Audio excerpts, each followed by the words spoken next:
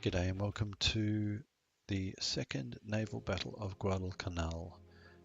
I am Noppers, your host, and this is one of the many historical battles that I've been running, or scenarios, that I've been running on behalf of 151st and PANZACS in World of Warships. So, what's this one all about? This is about Iron Bottom Sound. It's a battle that occurred on the 14th and 15th of November 1942, and it involved one of the only battleship to battleship battles in the Pacific. There was only two, I believe. This was one of them. So the Japanese forces had a bunch of ships that were survivors from the first naval battle of Guadalcanal, that one being where the Atlanta was pretty much destroyed and a bunch of other ships on the Allies side were lost. So the Japanese were feeling quite confident about their skill set. The battleship that was there was the Kirishima, which was a Kongo class. Then there was the Otago and Takao, that being an Otago class and a somewhere between a Miyako and a Megami class. Then there was a Nagara and Sendai, which were sort of like a Kuma from the game. And there was 9 destroyers. Most of them were Fubuki class from what I understand, or something similar to a Fubuki in the game.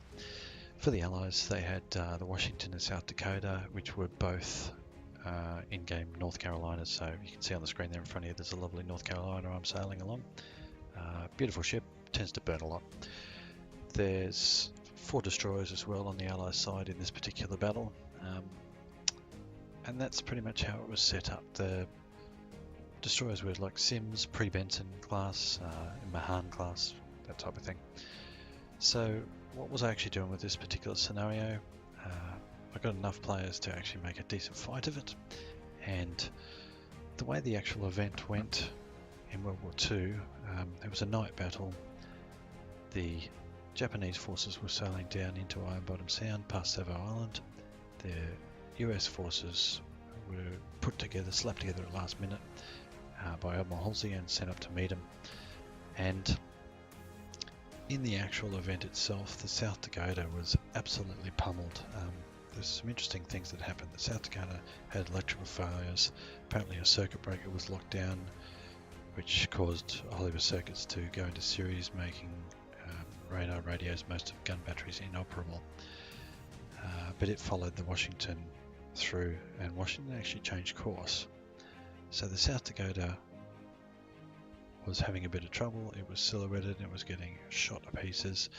The Japanese were focused on it, and a whole bunch of torpedoes were sent at it.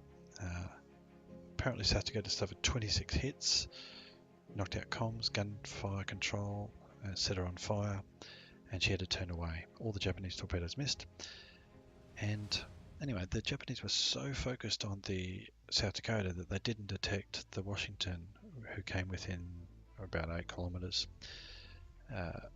Washington was looking at the Kirishima on radar, I'm assuming, but then when they couldn't work out whether to shoot or not. But then when the South Dakota was lit, it was clear who the bad guys were, according to the US, and so boom, off she went.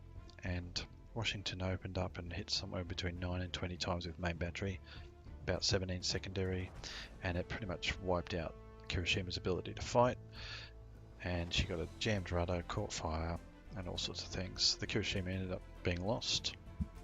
Ayanami was lost. Uranami was the one that scuttled it. A couple of hundred sailors from each side unfortunately died in this one.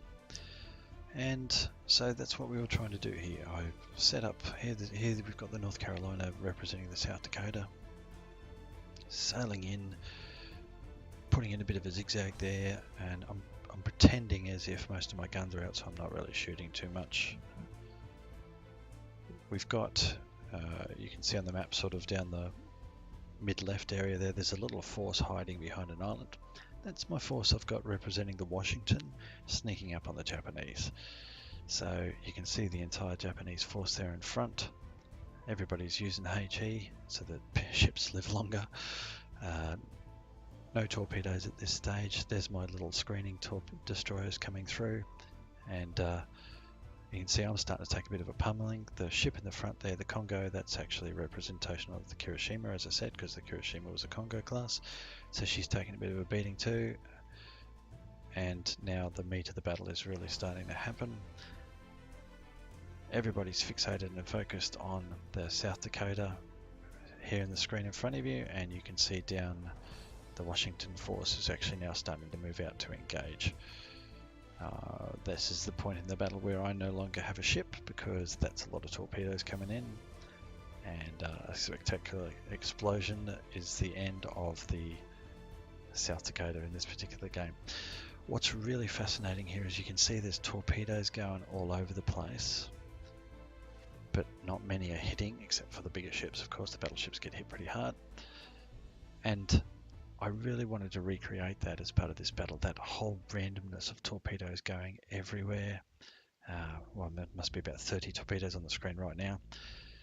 And ships going everywhere and gunfire going everywhere. It's a lovely thing. I mean, look at this right here now. There's 5 torpedoes going through, almost collecting that destroyer. Yep, they got him. Friendly fire, you know what? It was a thing. It was quite common, especially on the Allies' side, for friendly fire, because their skill set and polish was not quite as good at the start of World War II as the Japanese was. More lovely torpedoes coming in, trying to hit the Alabama there, the Washington simulation. We've got somebody getting the hell out of here because everybody's dying. That's great. Lots of smoke, lots of confusion. The in-game comms, you can see there the Discord list, and I didn't put it in here because I wanted to narrate for you what's going on, but it was pretty good mayhem happening there too, which further exacerbated the whole command and control problem that they must have had. And I like that. I think that's a really nice thing to happen. So here we've got the lads starting the finishing touches now on killing them off. In this particular run, we did this twice, by the way. In this particular run, the Allies didn't come out so good. One of the best parts, though, is our little destroyer friend there, Akatsuki, getting fixated on a target, and of course there's a nasty little island there representing Savo Island.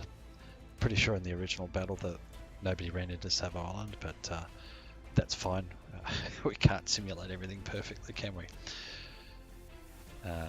The interesting thing here is the battleships pumping some rounds down range, and not a lot of hits going on there. The old destroyer doesn't have a lot of armor or body, I guess, to actually take a decent hit. And right now he gets a few torps off, and this is where our battle completes. So thanks everybody for watching. I hope you enjoyed yourselves.